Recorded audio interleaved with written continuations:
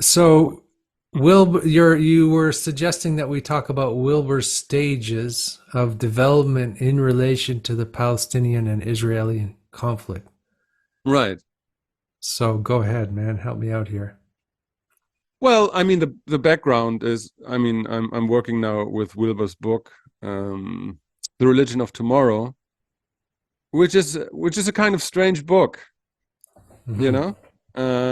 And I think I gave it to you so because you're like an expert on tantric Buddhism, by the way, and it delves, and the book is about basically the forced turning in Buddhism or Hmm. in Hmm. spirituality, Hmm.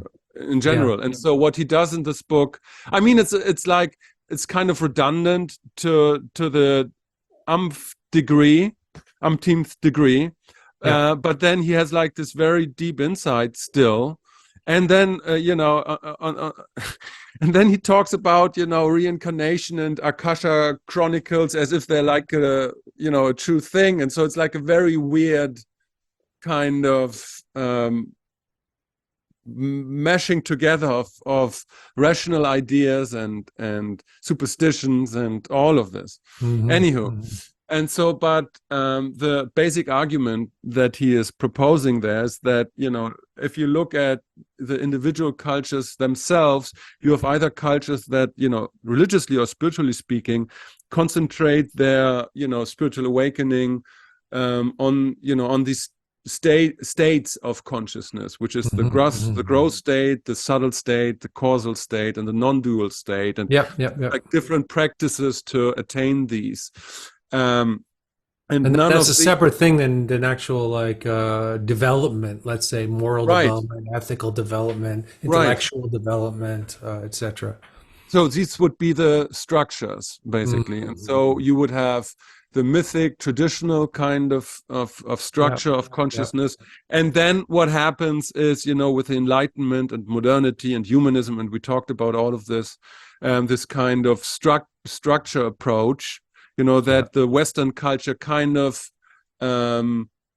omitted the states of consciousness. There's no Western methodology that teaches you how to attain the causal state, but it's much more now about development, about the structures, and secularism and postmodernism, so the Hmm. structures basically. And so I that's the background. And so then I was thinking, okay, with the topic, which is still very much on my mind, is obviously, of all of our minds, is of course, the kind of Israeli and Palestinian conflict.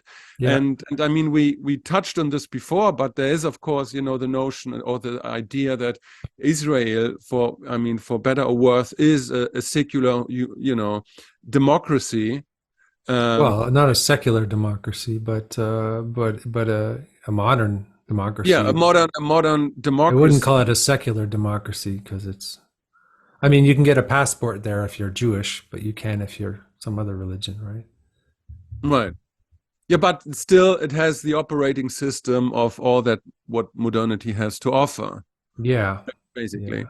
And so Well, it's completely. Let just to finish this off. It's go just ahead. Yeah, yeah, I get it. Yeah. Go ahead. completely engulfed in a mythic traditional kind of landscape, cultural landscape where the basic ideology is, if you don't believe in my God, I'm going to kill you. Hmm. And so this is, I was thinking about, this is not necessarily like an Islamophobe uh, perspective. It's more like a Islamo-realistic view, because that's what has happened in the last 20 years or so. And Yeah. so Well, I was talking to a doctor who was, in Afghanistan, and he observed, and I don't know which particular tribe or which particular sect of Islam, or he observed this kind of procession where the young men were whipping themselves with, till they were bloody, yeah, right? And they were in this kind of ecstatic state, and they were whipping themselves, and they were, in this procession, and this was their way of getting closer to God. And the question is, does this make them closer to God, quote unquote? It makes them close. It puts them in some kind of frenzied, murderous state. certainly, or a static state. But is that the religion of tomorrow? I don't think so. you know, so so yes, I think there is this sort of primitivism that perhaps needs to be transcended in the Islamic tradition. I was thinking that I was talking to somebody else last night about just chimps, what they do, and if somebody from a neighboring chimp tribe comes and attacks your children and rapes your women and all of that, you go to war, right? That's what chimps do. So it's very primordial, this whole thing. It's like, okay, what is Israeli doing? I mean, on what, it's not because they're more advanced or anything. They're still operating on the most basic level here. Okay, so a neighboring horde comes in and invades your tribal boundary and rapes your women and live streams it. So in other words, shows it off to the world as this great, conquering victory where the women are being raped and the grandmothers are, so there's some being kidnapped and the children put in ovens and, the most cruel possible thing you could do in a way, and that's at the basis of tribal dynamics, which is terrible to think about, because I was thinking about this and I couldn't sleep. I was thinking, God, this is what we do. We make war. We right. If somebody comes in and rapes your women and your children, you go to war, and then you try to kill as many of them as possible. That's who we are. Yes, that's who we are. It's fucked up, man. And we don't really notice that because we live in these nice little civilized bubbles of behavior, and when that sort of thing happens, it feels like it's on the periphery. But so the states and stages things is a little bit deceiving, because we'll still be, even if we attain even if the Israel is more advanced in some intellectually and ethically, which it is. Okay, sorry, Israel is more advanced in that way. I'm not saying that everything they do is good. They're still going to go right down to the very bottom of development when that sort of thing happens, and act in the most primordial manner possible, which is war. Yeah. I mean, it's very strange and it's very interesting what you say, because I mean, I do live in a bubble. I live in Mallorca, which is a bubble within the bubble of Spain, and Central Europe, which is in a bubble of a world of violence.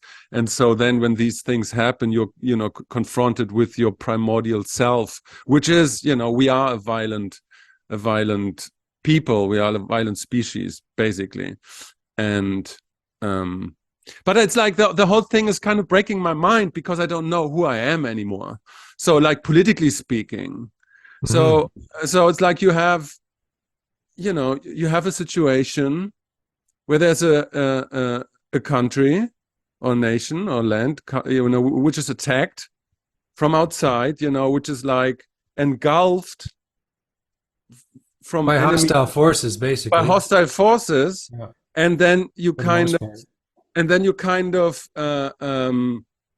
what's the word? You're defending yourself, and independently, if you're talking about Ukraine or Israel, it's like completely the same people are not on the same. How do I phrase that? It's like the same people who want to go to war for the Ukraine don't attest Israel the right to do the same thing.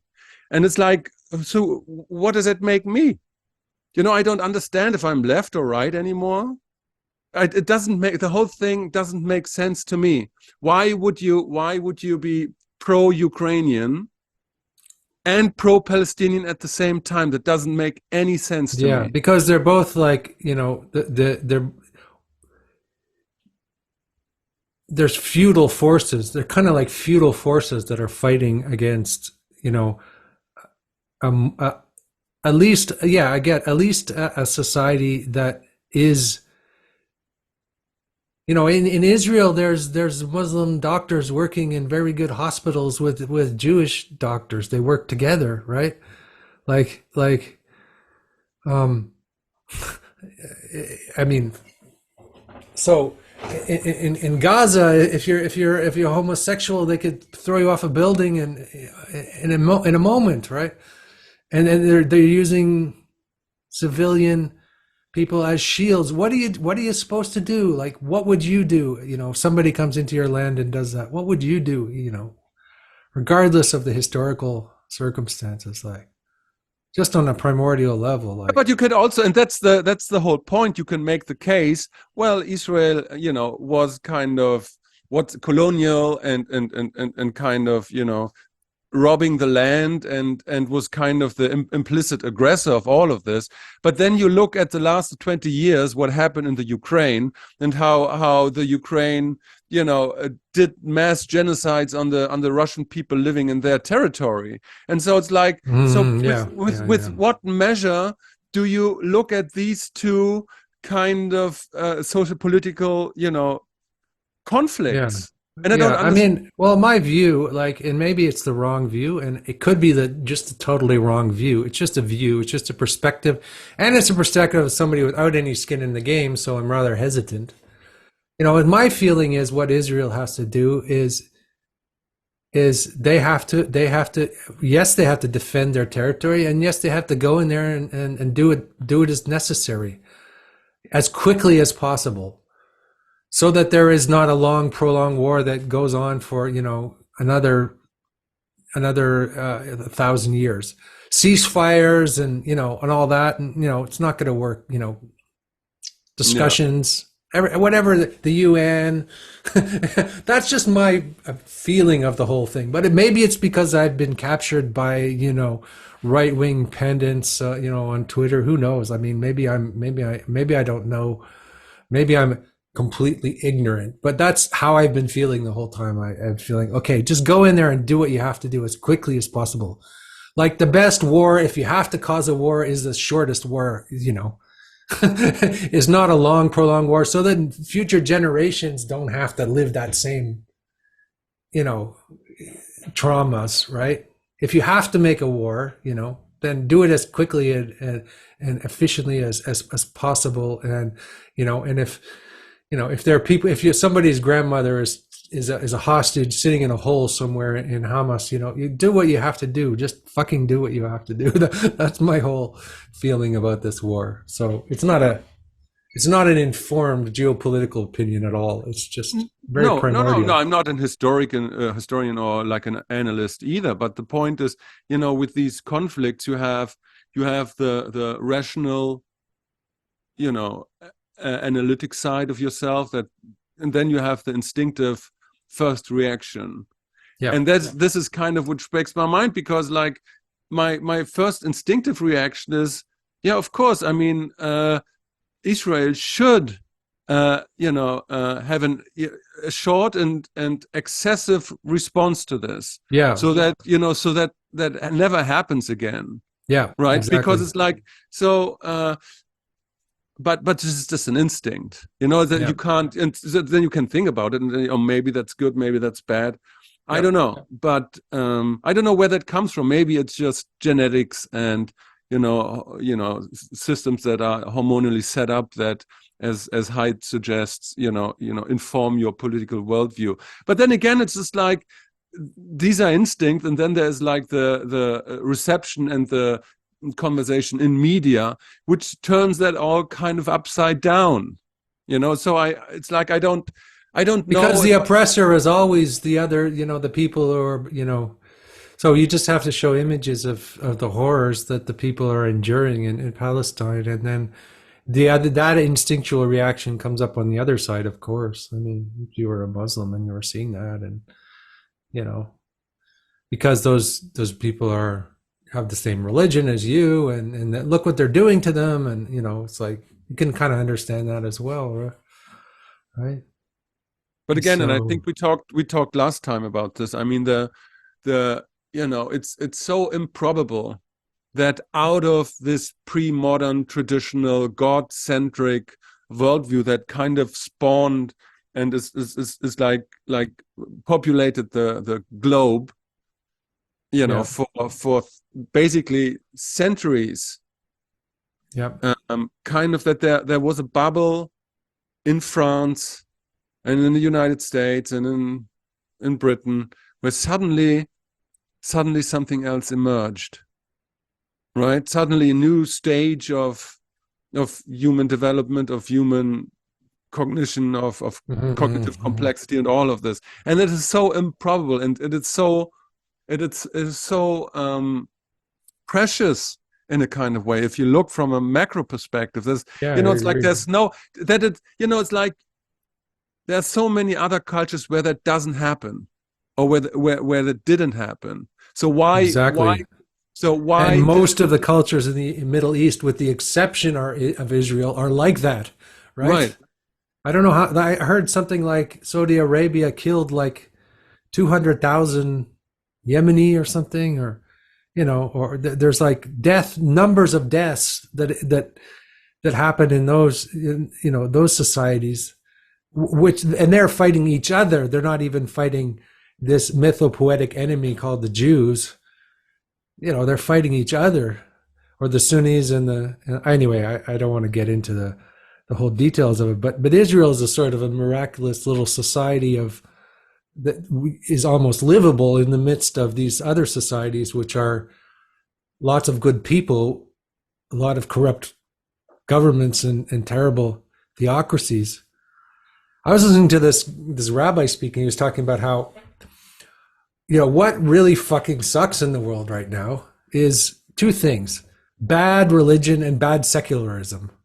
They're almost the same thing, right? Bad secularism is Judith Butler proclaiming that the Palestinians are freedom fighters against capitalism or some utter nonsense like that, right? Yeah. That's bad secularism. And all the people marching on the college campuses, pro-Palestinian, whatever that means, right? Yeah. Of course you're pro-Palestinian. Everybody, I'm pro-Palestinian. I'm pro-people, human beings, right? And it's, of course. And then there's just fucked up religion, which is I probably Wilber's critique there is, yes, it's pre-modern religion, and it doesn't work in the modern world. It doesn't, it's just backwards.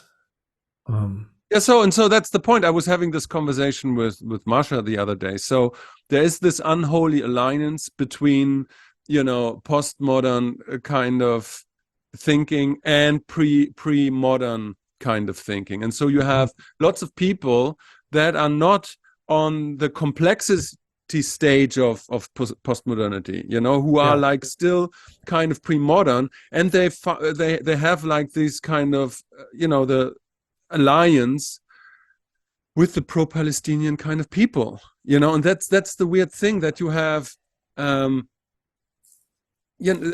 you get captured by postmodern ideas, but you are not really postmodern, and so that's the weird thing, because you're talking about, I'm referring to you saying there are good ways of secularism and bad ways of secularism. Well, No, well, I would say that I think you have to have, let's say, I guess religion is a funny word, but secularism without spiritual values is fucked as well. So I think the Jewish culture they have a more advanced and tolerant form of religiosity, and they have secularism. And that's the way to go. Not like just 100% secularism versus, So I don't think you can throw the baby out with the bathwater. No. I think you have to have good religion, not bad religion. Or maybe not even religion. Maybe it's you should have bad religion. The band is fucking great. What? The band is. What did you say? I lost you there. I missed your joke. The Who is great? Bad Religion. Oh, Bad Religion is a great band, you mean? Oh yeah. Bad Religion, yeah. They were like punk rock ska or something. Yeah, they were good.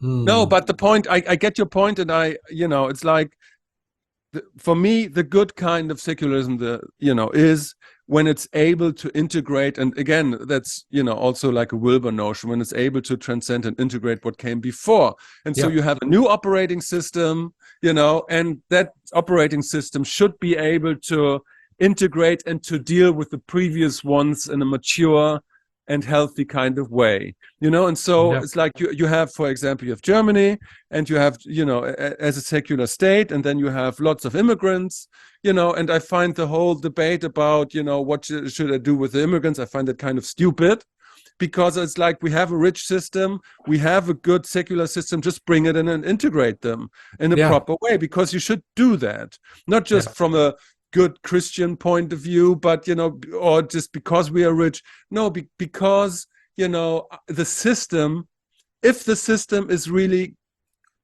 worth it, Yeah. if it has Yeah. value, So if it should prove itself by showing that it can integrate minorities and immigrants and whatnot. absolutely. Yeah. So Well, I was thinking about this actually. That's great. That's a very good, interesting point, huh? Because they were talking about, so I think it was, what was it? Trudeau was saying that Canada was willing to take in 500,000 refugees from Gaza, 500,000 people. yeah, And so the conservative right wing people are going to say, "Oh yeah, we're going to be destroyed and swallowed up by Islam," right. But I don't know what happens if people from those societies come in the second or third generation. They're educated and they, If you do it right, yes. and they're some of them are, and some of them are religious, some of them aren't, and most of them are moderate, and if it's done right. Otherwise, you have these ghettos. Like I think this is a problem with immigration in Europe, is you have these ghettos of people practicing the same pre-modern style of religion in secular enclaves. Even it's even worse, right? It's like they're in these ghettos, Right. and so it's, yeah, that's a tricky business. It's not like, Yeah, if I mean, it would be impose- wonderful if 500,000 Gazans came to Canada and got some education and practice whatever religion they want, and mixed with the population. It would be terrible if they came in there and started jihadi little groups in Canada, and whatever that would be. I don't know, but yeah, but that's the point, because in Germany you have also these kind of ghettos, and they develop because these people were brought in as cheap labor, and there was not the real effort to integrate them and have the proper education programs. But like if democracy and our system is of any value, it should be tested through immigration. yeah. Right, that's the idea, because if it can't deal with that, then it's not worth its money, and then you can start it. So and Egypt is taking in like almost no Gazans, right? Isn't that interesting? Like, these people are their own culture. Nobody wants those people. Like, nobody will take them in.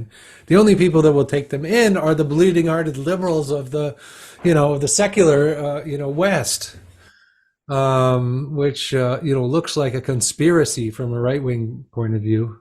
yeah, Looks like a Trojan horse where radical Islam takes over the world, which isn't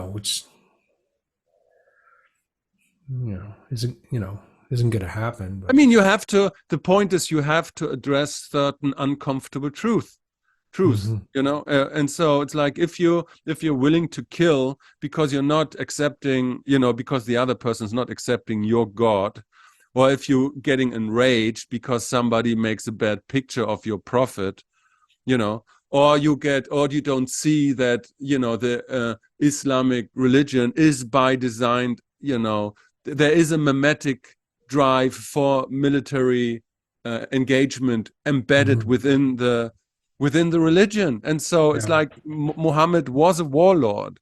That was part of his whole shtick. If you look at his biography, his claim to fame was military intervention at when was it? He was 500, 600. Maybe he was more than that, but But he was not a carpenter. That's what he did I'm go saying. to war, unlike Jesus. Yes, he was not unlike not Jesus and the Buddha, right? So there is a there is this element of militarism embedded in Islam in a way that which is not in Buddhism or Christianity. And so you have to contend with the fact that there is a silent acknowledgement within the population of that kind of mimetic aspect itself.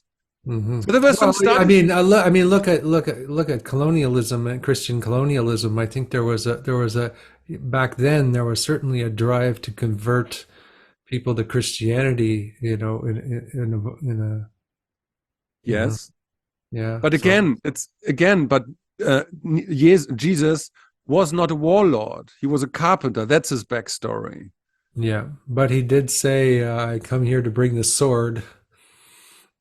That's not what I mean. Also, Buddha, he was a prince. Buddha wasn't a guy who was waging war against other tribes. Muhammad's claim to fame was waging war against other tribes.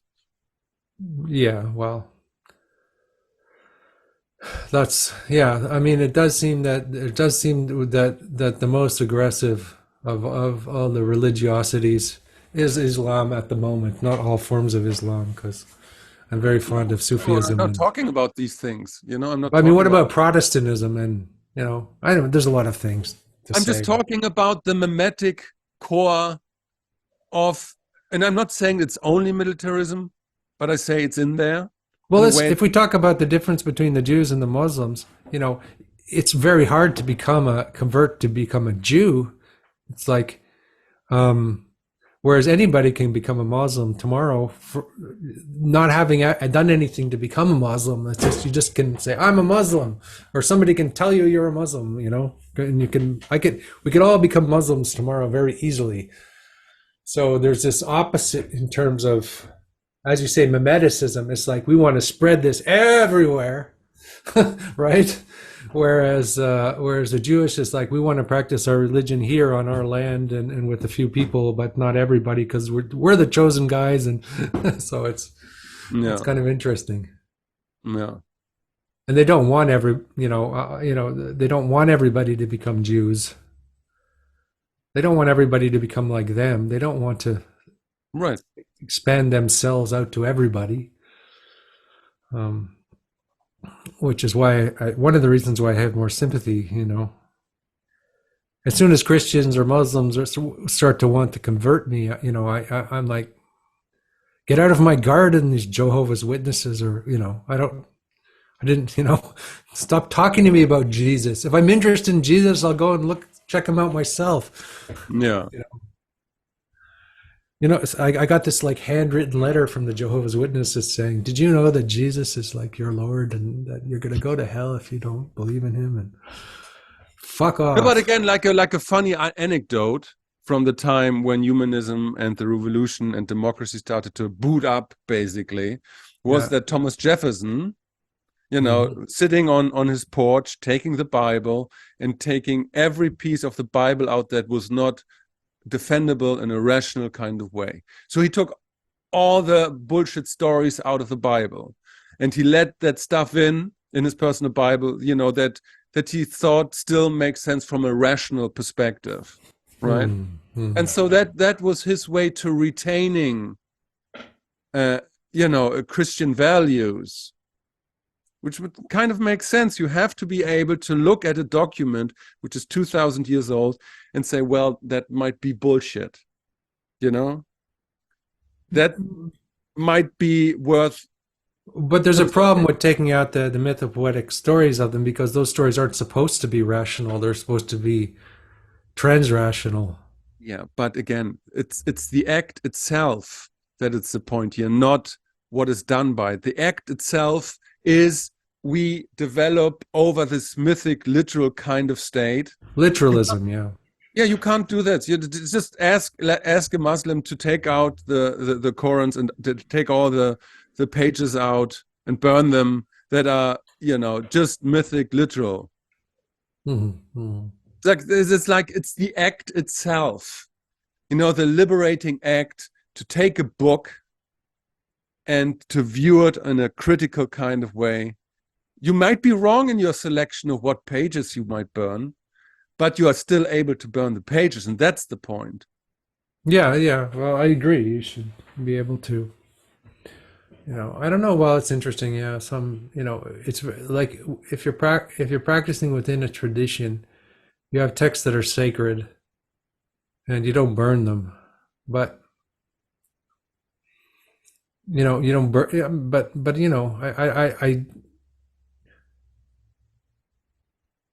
there's certain texts that I wouldn't burn,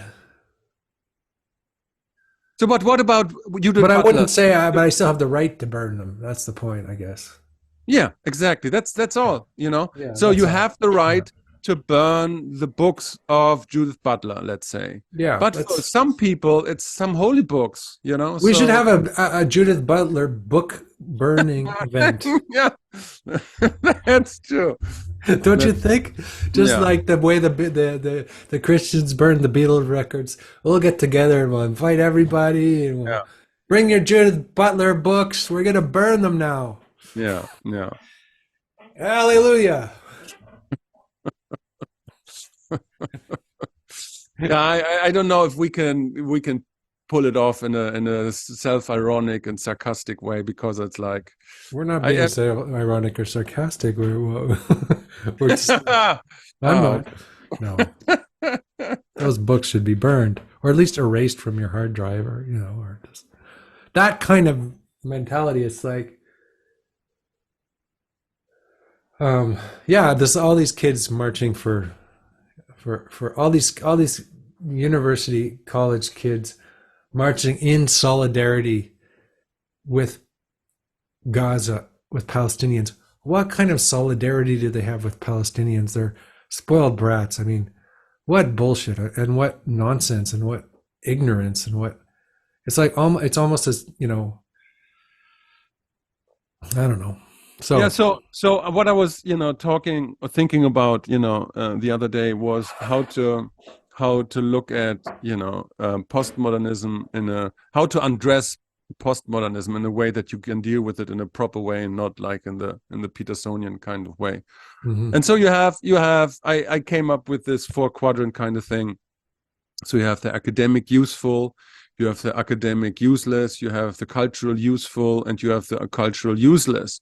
And mhm. so, like for example, you have academic useful, like systems theory, Yeah, got and, it. and Yeah. all that stuff. And then you have the culturally, the academic useless, which is all the so-called, babbling, the affair in the 90s. And you have like a professor of literature suddenly telling the story of gender is all made up and is not informed in any sorts of biology. It's just a construct that you can choose. And so, and these these useless kind of thing get hijacked from previous stages, because Yeah.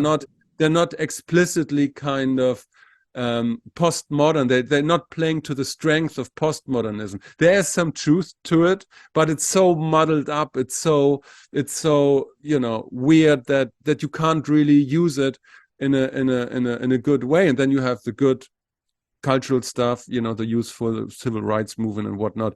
And then you have the useless stuff, culturally speaking, which is like just people getting possessed by again getting captured by postmodern egregores and by postmodern memes without really understanding where they're coming from. And so in talking about Palestine and Israel, so you have to contend with the fact from which quadrant are you talking from. Are you Mhm. talking from the academic standpoint, and then is it the useless or the useful one, or I like that. are you just captured by some ideas, uh culturally speaking? Yeah. Well, I guess that's a good thing to think about. I mean, your analysis is good, the useful and the useless. I mean, obviously, there's some useful things in Foucault and Lacan and, and Obviously. Baudrillard, and there's tons of useful things there. It's, beautiful things also, even, really incredible thought and fantastic. And obviously, there's some wretched, horrific, neo-Marxist, whatever, bullshit, and all of that's there, right?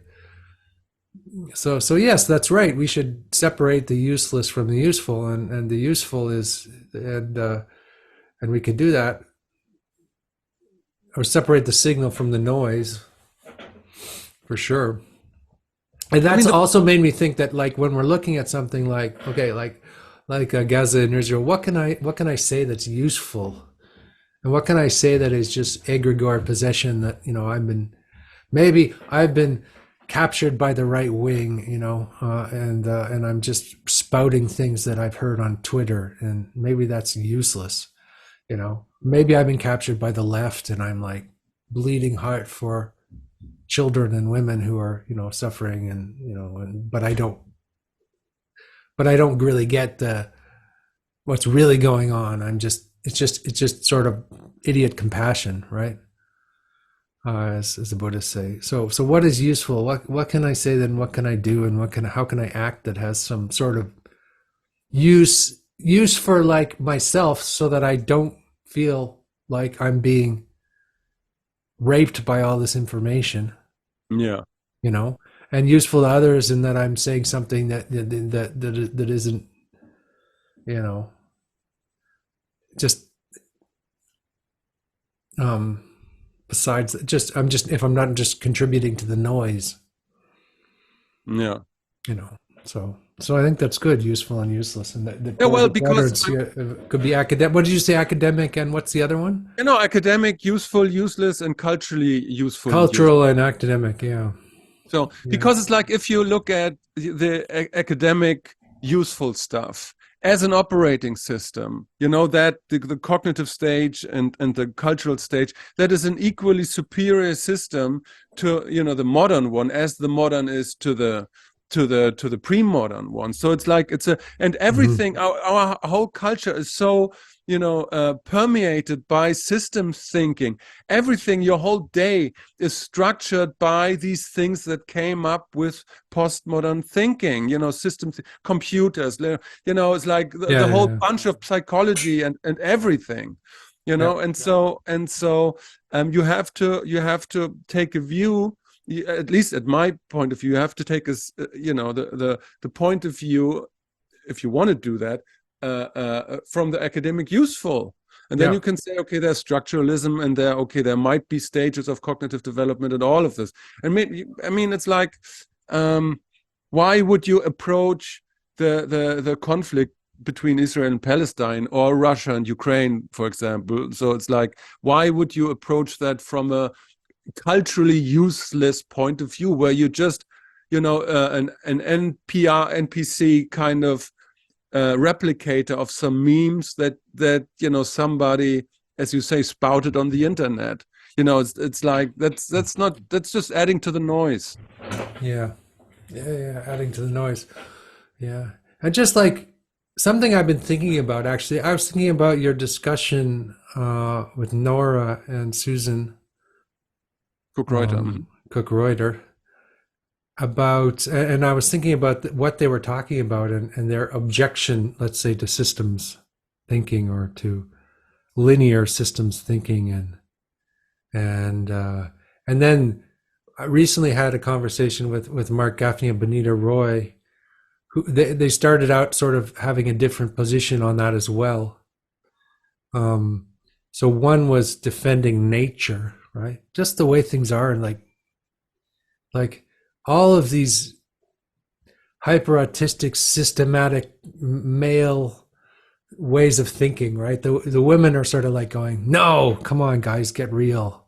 You're living in a sort of a fantasy of conceptual blah blah, right? What about the real? I think I hear that a lot from the women, intellectuals in the community. It's like, and then to defend the men, there's this kind of like experimental constructivist, like making things and trying things out and going out there and risking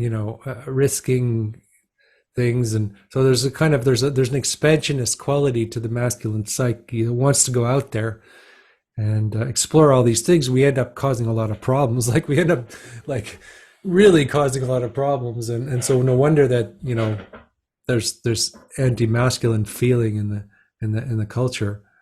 But on the other hand, then there would be there wouldn't be this explosive creative expression without that as well. So without that conceptual physical experimentation that men do. So I was thinking about that in terms of the male female. I was at the doctor's office with my son who's 4 years old, and there's this little girl sitting there, and she was smiling, next to her mom, and he was walking back in front of her and parading around and making noises and being a peacock. And it's like, this is what men do. Okay, we're crazy. Fuck, get over it, women. We're like this. We're gonna go out and do all kinds of shit. And that's how. But there's this, and then the women are absolutely right to say, hey guys, relax a little bit with your autistic conceptual, nonsense, and come back to the real. What? I felt that in the discussion with Nora and Susan Craig Gruder, and also what Benita was saying, and I think they're both right, And so the male was defending lineage, right? Like in the discussion with Gaffney, it was like lineage, right? We need to have lineages, lineage, the Hebrew lineage or the. And then Benita was saying, well, there's.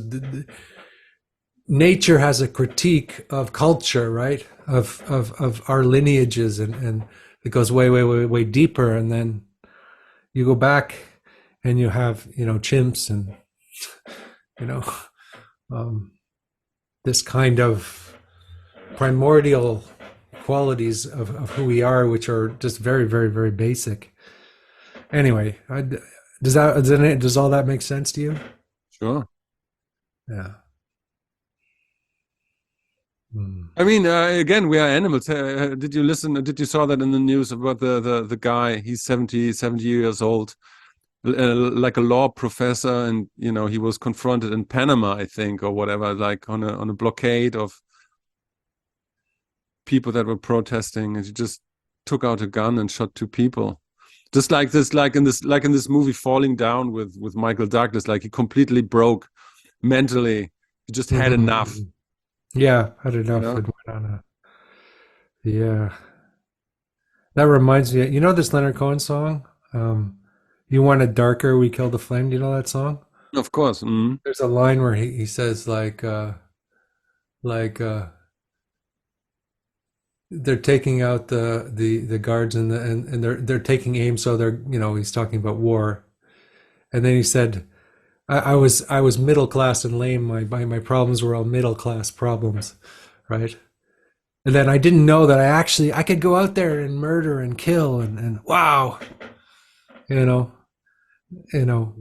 great. Wasn't that the theme song for True Detective season 2 or something? Probably, yeah. I mean, the sense that we need to acknowledge this part of ourselves, especially that it's there, and it could. I mean, just imagine that what happened to these people on the kibbutz was happening in my neighborhood. I want to go out and get a gun as quickly as possible. That's just what I would want to do. Wouldn't you? I mean, God.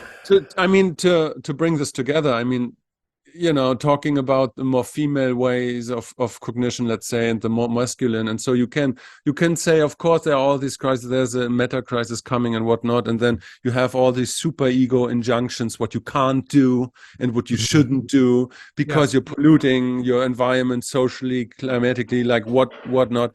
Or you, and that's, the argument of Nora and Suzanne in that moment, just to be there. And to be with all these different impulses and acknowledge that they are there, that, that everything, everywhere, all at once, it's here. All my basic and all the highest impulses, all the drives, all the libido, all the mortido, all this is right here. And I don't have to, code switch in a way that I think, oh no, I have the super ego which which kinds of orients me towards a better future. It's more like a complete awareness of who I am and Yeah. what this very moment is about. And I like that about that conversation, because I think it's a necessary one, because it's like if we have a future, we have it in this kind of turning of the world, and because we are able to be aware of all these different impulses and desires and whatnot, even if it's desire to kill. Yeah, we have to be aware of that. And then occasionally we have to go out and kill, right? Hopefully not, but I mean, I think the more you suppress it, the more puritanical a society is. You see that with America, the more it wages war against other countries. Yeah, no, but I mean, you're pushing back a bit, but it's absolutely true, and you want to insist on that you not to be a pacifist, right? Because right, being a pacifist is it enables those forces, right? To like you have to protect your world, and to protect your world, there are times where you have to use violence, and that's just reality. And of course, it's the last thing you want to do, and it's the last thing you should do. But it's there, and we need to know it. And if we don't, we're just so naive and so stupid and so like American middle class or something. We're just naive. That's what I've been wrestling with, thinking about recently. Well, you're more American than I am. So. Well, maybe that's why I have a revulsion towards it, right? Because you can see it in in yourself and in your own culture. Yeah, I mean the point that you're kind of that what I find also interesting is how much of your context defines your view on this whole issue, about Israel and Palestine. Because I mean, I'm German. I have a different background on how to view this whole conflict that, let's say, an American, let's say Thaddeus Russell, well, that's and so it's like there is no absolute view.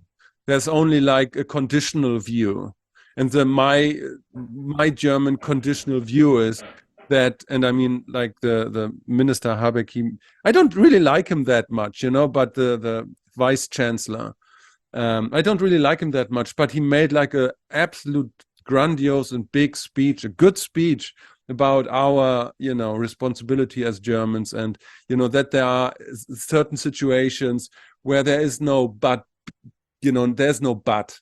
So there is a clear line for us Germans how to treat this conflict, and right, because I mean, there's I heard some people talking about anti-Semitism, and they're like, oh yeah, anti-Semitism, that's just some sort of excuse, or it's really Semitism, it's really, or something, some kind of Hegelian thing, or anti-Semitism is really Semitism, and therefore, it's bullshit. And then everybody's using this word Zionism, right? Oh, those Zionists, right? Those bad Zionists. And this is just saying Jew in another way that makes you more comfortable with your anti-Semitism, basically. Right. That's what, when people say Zionism, they're just talking about the fact that they hate Jews. Yeah. And so yes, anti-Semitism is a fucking real thing, and it's historically real, and it comes up over and over and over again. And you as a German know that, but what it is it's kind of, in one way, it's that you need a scapegoat for something, and it's always the smart people that you scapegoat, or it's always the people who are successful that you scapegoat, or for whatever reason, there's multiple reasons. The Jews are the ultimate scapegoat, and people need to know that. And you see on Twitter that what's his name, Gadsat, is like there's caricatures of him with a big nose, and all these images came out. Like that's what was happening in 1930 in Germany, when Germans are the most smart, educated people in the world, right? They were the most sophisticated, educated, people in the world, and just like the Americans are like they all have college educations, but they're all idiots, right? You know what I mean? Yeah, sure. I mean, Still they have, have yeah, yeah, college sure. educations, but they're idiots. Yeah, they're just idiots.